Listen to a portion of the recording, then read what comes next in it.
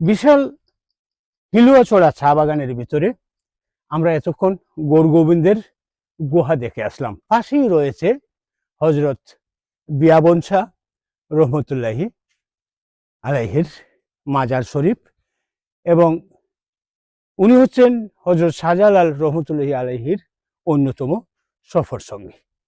তো আপনাদেরকে আমি যদি দেখাই এই মাজার এবং মাজারের পারিপার্শ্বিক অবস্থা, আমরা এই মাজার টিলার উপরে এই মুহূর্তে অবস্থান করছি। এই মাজারের এই প্রান্ত থেকে যদি আপনাদেরকে হিলুয়াছড়া চা বাগানের উত্তর প্রান্ত দেখাই, তাহলে ঠিক এমনটি দেখা যাবে। আর এর পাশেই রয়েছে শান্ত পরিবেশের এই মাজার। এখানে অনেকেই এসে থাকেন এবং সিলেটের মানুষরা বিশেষ করে মাজার ভক্ত। আমি ব্যক্তিগতভাবে নিজেও একজন মাজার ভক্ত মানুষ। এখানে আসার পরে এই টিলার উপরে যে বাতাস বয়ে যাচ্ছিল, তখনই আমার মনে অন্যরকম একটা প্রশান্তি তৈরি হয়েছে।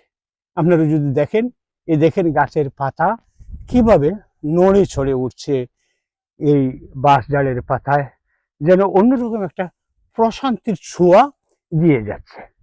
তো আসুন আপনাদেরকে সাথে নিয়ে আমরা একটু এই মাজারটি দেখানোর চেষ্টা করি। হযরত বিয়াবন শাহ রহমতুল্লাহি আলাইহির মাজার। এখানে মহিলারা আসলে মহিলাদের বসার ব্যবস্থা। এই হচ্ছে এই মাজারের বিস্তারিত। আসুন আপনাদেরকে উপরে নিয়ে যাই।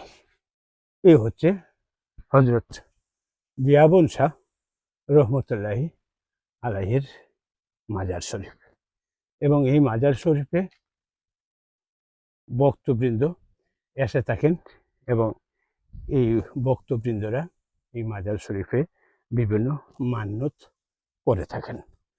পাশেই রয়েছে বিরাট একটি বট বৃক্ষ, এই পাশে আরেকটি বটবৃক্ষ, এবং পরিষ্কার পরিচ্ছন্ন করে এর প্রাঙ্গণকে রাখা হয়েছে।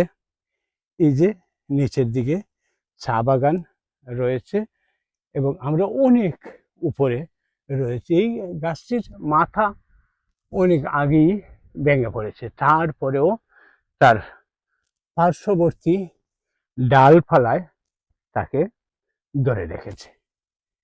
এই মাজার আল্লাহর অলির মাজার।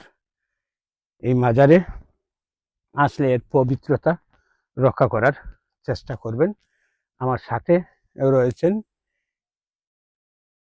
এই নির্বাক মাজারটি জিয়ারত করছেন। আমিও জিয়ারত করব। এই মাজার জিয়ারতের মাধ্যমে একটা পূর্ণ একটা শান্তি তৈরি হবে অন্তরে, এটা আমারও বিশ্বাস।